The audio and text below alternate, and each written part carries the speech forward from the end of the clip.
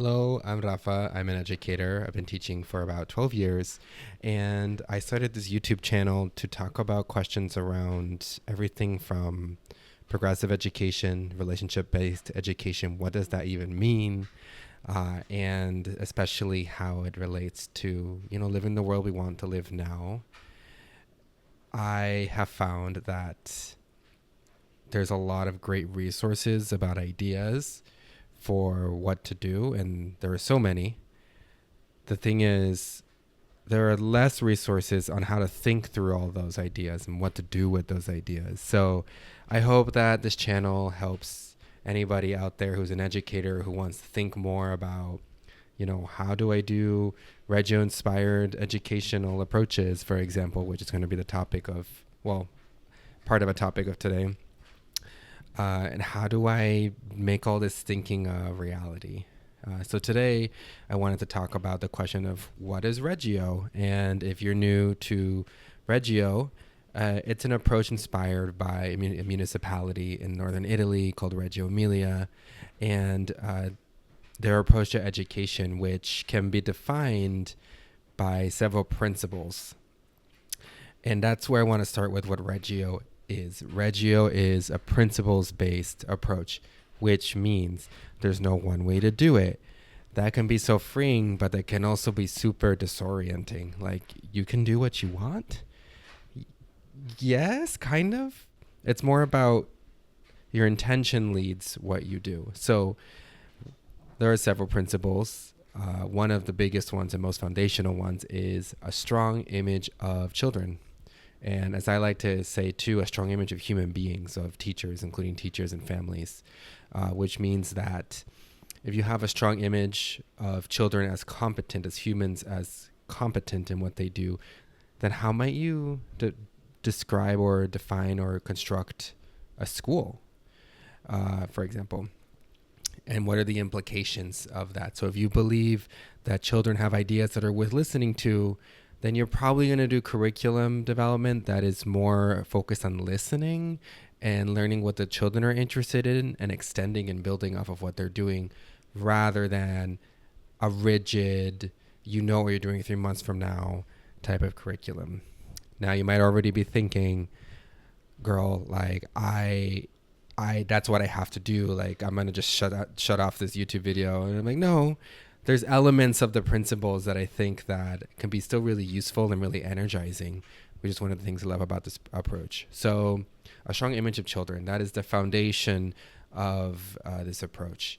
Another principle is the environment as the third teacher, which is just the idea that how you set up the environment can affect how children, adults, everyone interacts with each other. It can get in the way of connection. It can support connection.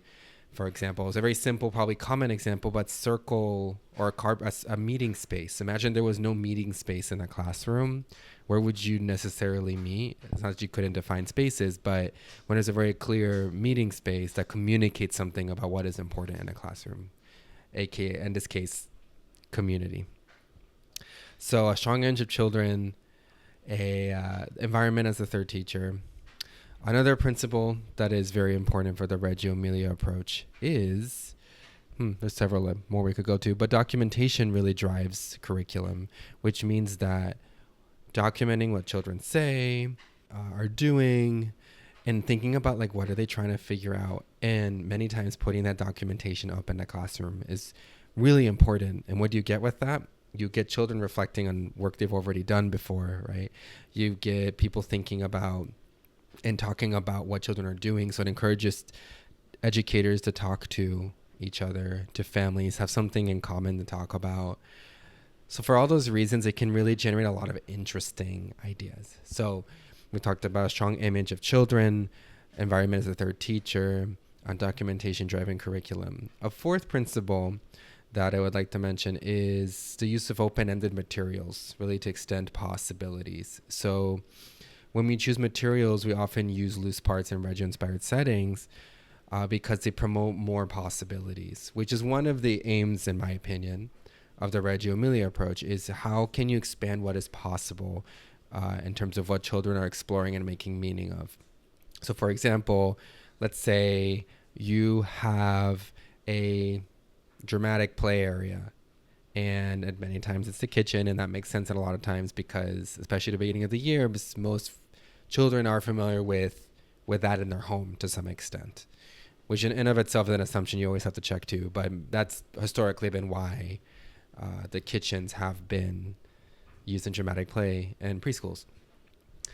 And imagine instead of putting like, I want to say facsimiles, but things that look like lettuce or things that look like oranges, like the plastic fruits and vegetables. Instead of that, what if you put loose parts? What if you put bottle tops? What if you put recycled materials, cardboard out, right? What if you put sand or make Play-Doh, well, homemade Play-Doh, if you will?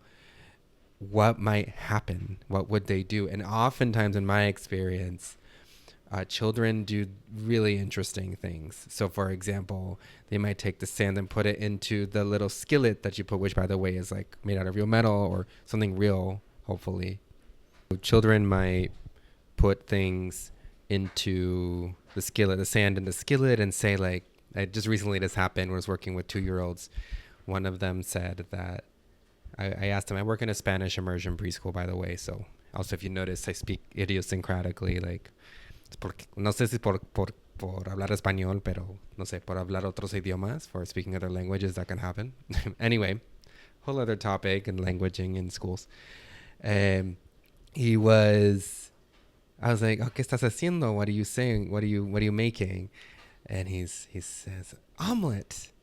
And then not only does he do that, he flips it, which really struck me because I was admiring how, like, his attention to detail. He had clearly seen an omelet being made. Maybe he was, I don't know, his parents maybe made it, but it was pretty skillful what he was doing. And just to tell you an example of how you might extend that, thinking of a strong image of children and seeing opportunities for children to grow and be competent to grow. I could have asked, like, oh, what other ingredients would you add? And then I would learn more about what they liked maybe as well.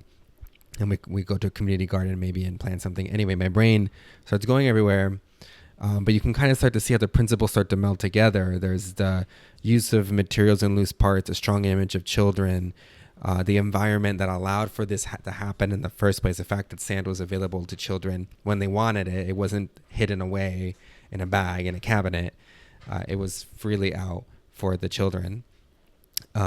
And also this idea of like documentation. So I was taking notes. I was noticing what they were doing and then driving the curriculum. So I had ideas for next steps in that moment that I later shared with my team member of possibilities, right? So there's a lot we could go down there. But just to give you a sense, so we've gone over now strong image of children, environment as a third teacher, documentation driving the curriculum, and open-ended materials being really important, open possibilities. Another important principle of the Reggio Emilia approach is that educators are researchers. And as I like to also say, like, educators are researchers and they're designers of experiences, and they curate materials, so relating to open-ended materials, a way that can offer possibilities. So educators are designers, they're researchers trying to figure out what are children trying to figure out, and also curators, kind of like art curators, like, which gets into the importance of an orderly classroom.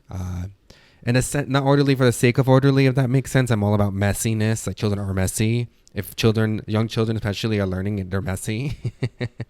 But it's more like, if things have a place to be at the end of the day, then that's allows children more autonomy than to reuse them in the future, right? Or to clean up as well.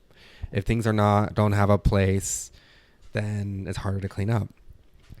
So those are some initial tenets of what is the Reggio Emilia approach.